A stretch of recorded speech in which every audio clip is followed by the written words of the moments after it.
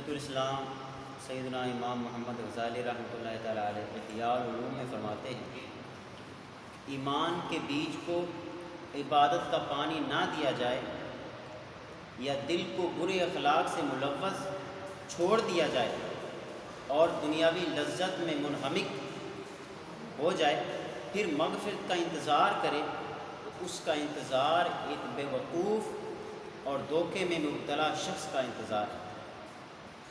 نبی کریم صلی اللہ تعالیٰ علیہ وسلم نے فرمایا، عاجز یعنی بے وقوف وہ شخص ہے جو اپنے نفس کو خواہشات کے پیچھے چلاتا ہے اور اس کے باوجود اللہ سے آرزو رکھے۔ حضرت سیدنا مفتی احمد یار خان رحمۃ اللہ تعالیٰ علیہ اس حدیث پاک کے تحت فرماتے ہیں، اس فرمان عالی شان میں عاجز سے مراد وہ بے وقوف ہے، کیس یعنی عقل مند کا مقابل، نفس امارہ سے دبا ہوا یعنی وہ بے وقوف ہے جو کام کرے دوزخ کے اور امید کرے جنت کی، کہا کرے اللہ غفور رحیم ہے، باجرہ بوئے اور امید کرے گیہوں کے کاٹنے کی، کہا کرے اللہ غفور رحیم ہے، کاٹتے وقت اسے گندم بنا دے گا، اس کا نام امید نہیں۔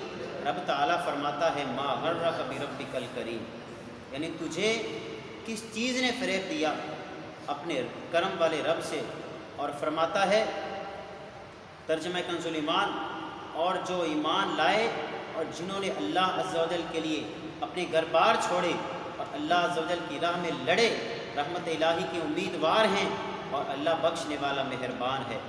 جو بو کر گندم کاٹنے کی آس لگانا شیطانی دھوکہ اور نفسانی وسوسہ ہے۔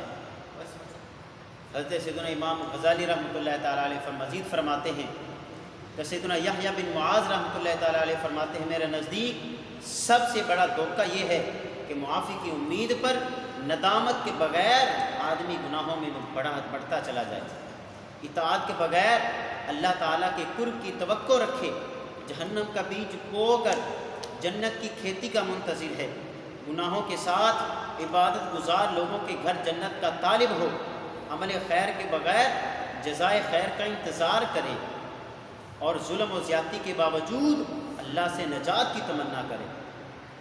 فرماتے ہیں تم نجات کی امید رکھتے ہو لیکن اس کے راستوں پر نہیں چلتے، یقیناً کشتی خشکی پر نہیں چلتی۔ یاد رکھیے اللہ بے نیاز ہے، اس کی بے نیازی کو سمجھنے کی اس طرح کوشش کیجیے کہ کیا دنیا میں آپ کو کوئی تکلیف میں مبتلا شخص نظر نہیں آیا؟ کیا کوئی تنگ دست نہیں دیکھا؟ قرض دار نہیں دیکھا؟ بے روزگاری کا شکار شخص کو آپ نے کبھی نہیں دیکھا؟ آپ نے نہیں دیکھا ہاتھوں پیروں یا آنکھوں وغیرہ سے معذور شخص، کیا آپ نے کبھی نہیں دیکھے؟ کیا دنیا میں تکلیفوں کے نظارات آپ کو جہنم کے عذابات یاد نہیں دلاتے؟